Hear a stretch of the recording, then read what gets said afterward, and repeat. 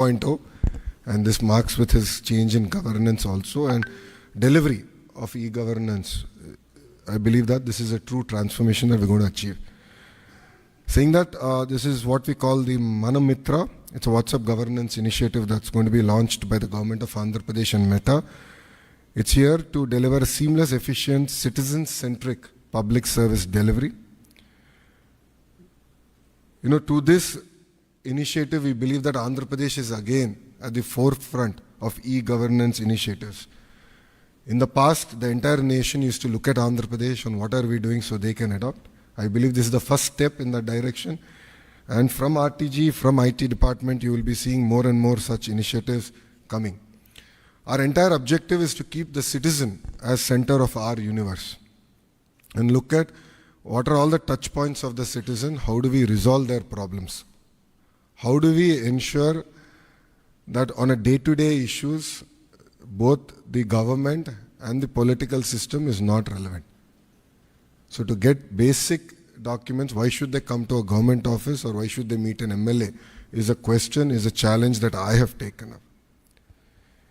మీ అందరు తెలిసిందే యువగలం పాదయాత్ర చేశాను, 3132 కిలోమీటర్లు నేను నడిచాను. ఈ ఆలోచన నాకు యువగలం పాదయాత్ర నుంచి మొదలైంది.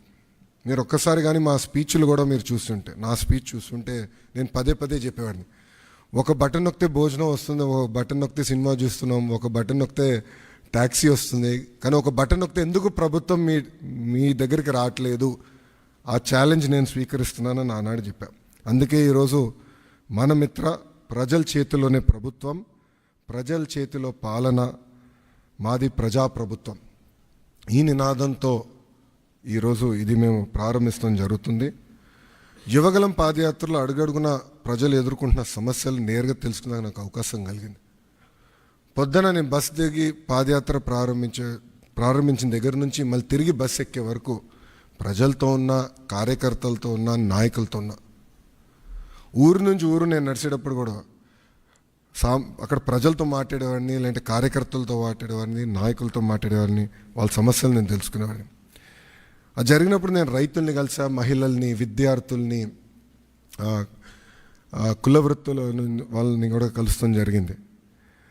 వాళ్ళందరినీ కలిసినప్పుడు వాళ్ళు ఒకటే అడిగారు, పద్దాక మమ్మల్ని మా కాస్ట్ సర్టిఫికేట్ ఉందంటే ప్రతి ఇన్ని నెలలకు ఒకసారి మిమ్మల్ని ఎందుకు తీసుకోవాలి, ఇన్కమ్ సర్టిఫికేట్ ఉంది మళ్ళీ మేము అధికారుల దగ్గరికి ఎందుకు వెళ్ళాలి, పవర్ బిల్ చెల్లించాలంటే ఎందుకు సీమ్లెస్గా మేము చెల్లించలేకపోతున్నాం, లేదంటే ఆర్టీసీ టికెట్ తీసుకోవాలన్నా మేము బస్ ఎక్కిన తర్వాత ఎందుకు తీసుకోవాలి, ముందర మేము ప్లాన్ చేసి ఎందుకు తీసుకోకూడదని పదే పదే నన్ను అడగటం జరిగింది.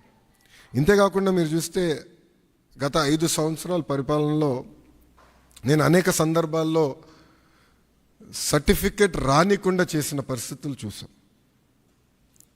అంటే అది చూసిన అది ఎందుకు అట్లా ఉండాలి.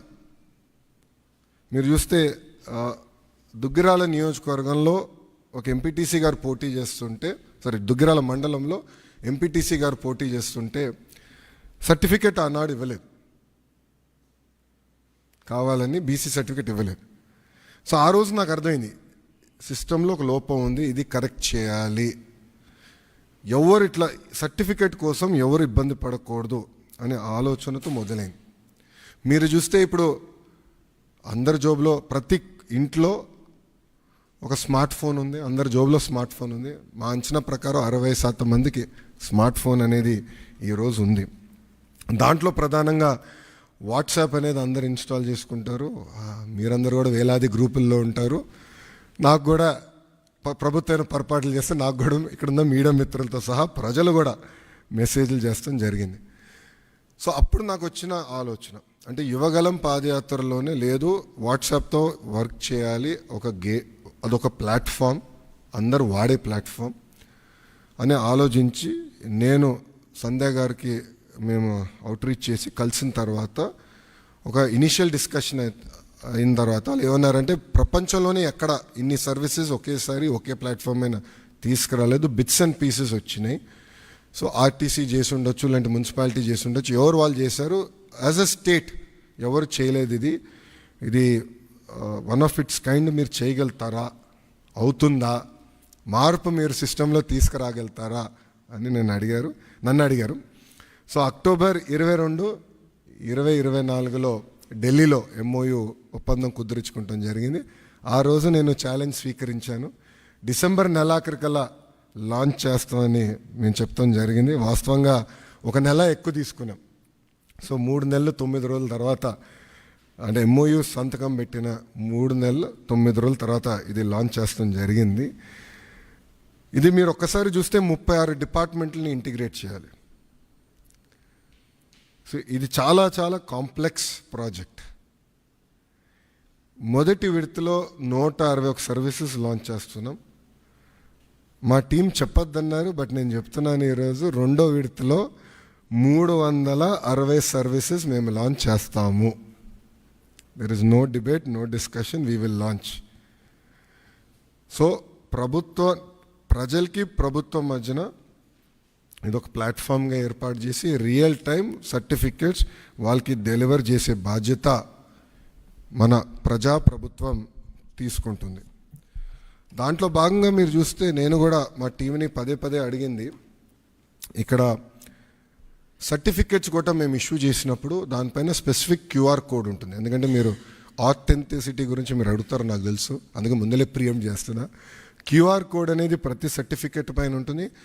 ఆ QR కోడ్ స్కాన్ చేస్తే ఏపీ గవర్నమెంట్ వెబ్సైట్కి లింక్ వెళ్తుంది. ఆ ఏపీ గవర్నమెంట్ వెబ్సైట్ పైన క్లియర్గా సర్టిఫికేట్ పైన ఉండాల్సిన పేరేంటి, వివరాలు ఏంటి వెబ్సైట్ పైన కనపడుతుంది. సో ఎవరు ఫేక్ సర్టిఫికేట్లు జనరేట్ చేసేదానికి అవకాశం ఉండదు.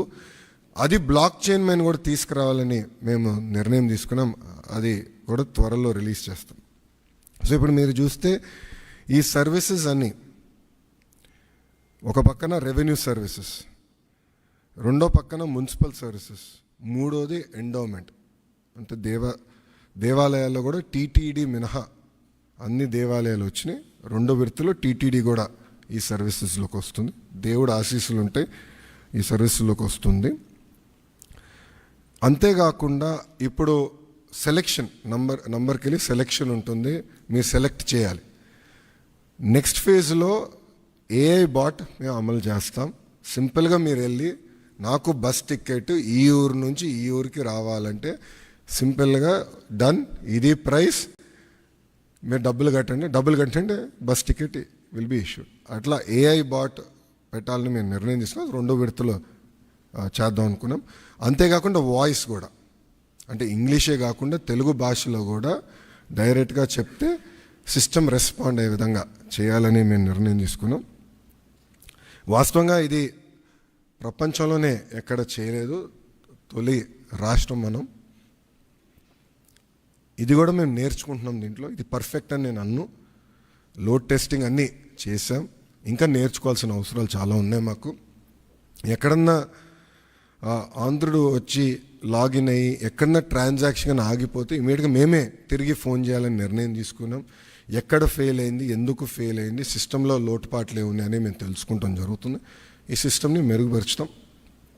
అంతేకాకుండా ఇప్పుడు రియల్ టైం గవర్నెన్స్లో కూడా ఇంటిగ్రేషన్ ఆఫ్ డేటా అన్ని డిపార్ట్మెంట్స్ నుంచి జరుగుతుంది.